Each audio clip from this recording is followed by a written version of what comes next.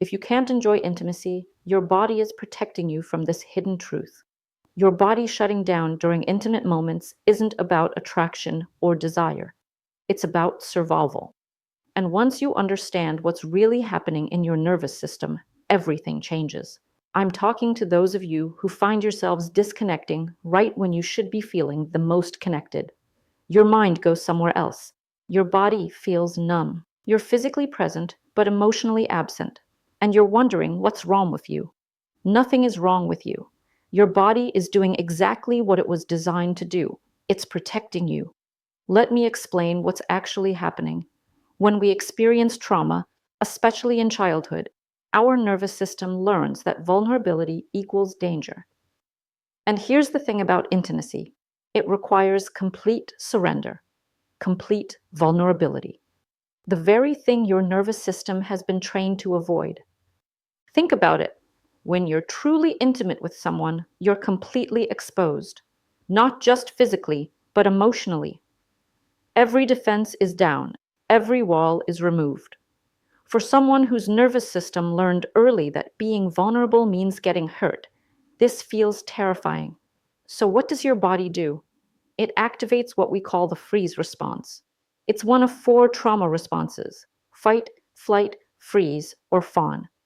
Most people know about fight or flight, but freeze is just as common. Your body literally shuts down to protect you from perceived danger. This happens automatically. You're not choosing it. Your nervous system is making this decision for you based on old programming. Programming that may have saved you once, but is now sabotaging your ability to experience pleasure and connection. Now, I want you to understand something crucial.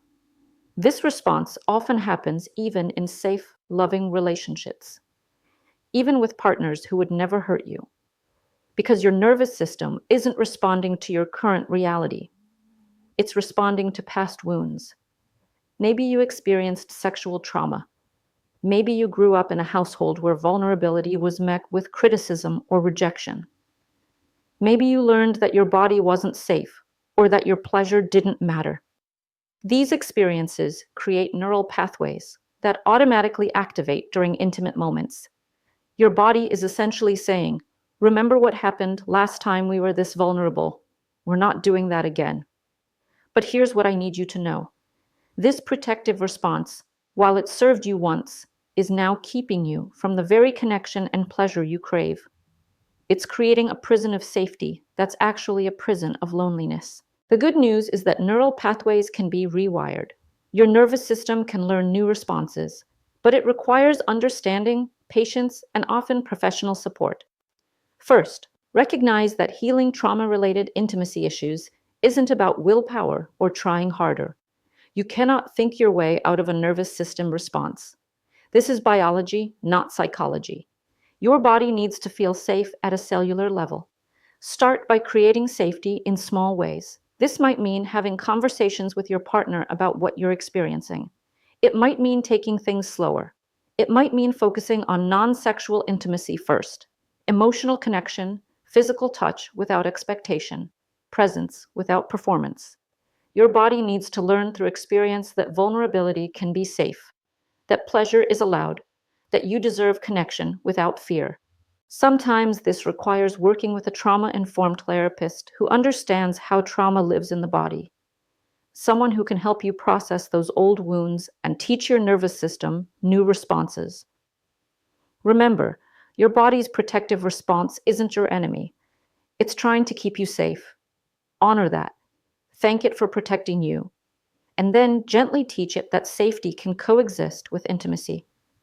If you're in a relationship, have this conversation with your partner. Help them understand that when you disconnect, it's not about them.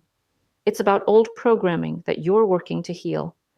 Most loving partners want to support this healing, not pressure you through it. For those of you watching this and thinking about someone you love who struggles with intimacy, be patient. Create safety. Don't take their body's protective responses personally. Healing happens in an atmosphere of safety and acceptance, not pressure and expectation. Your body is incredibly wise. It's been protecting you all this time. Now it's time to teach it that protection and pleasure can coexist. that vulnerability and safety aren't opposites, that you deserve both connection and security. This healing is possible. Your body can learn to trust again. Your nervous system can learn that intimacy doesn't equal danger. It takes time, patience, and often support, but thousands of people have healed these patterns. If this resonates with you, you're not alone in this struggle. Share this with someone who needs to understand what you're going through. Hit that subscribe button for more content about healing trauma responses and building healthier relationships. And remember, your body's wisdom got you this far. Now let's teach it how to thrive, not just survive.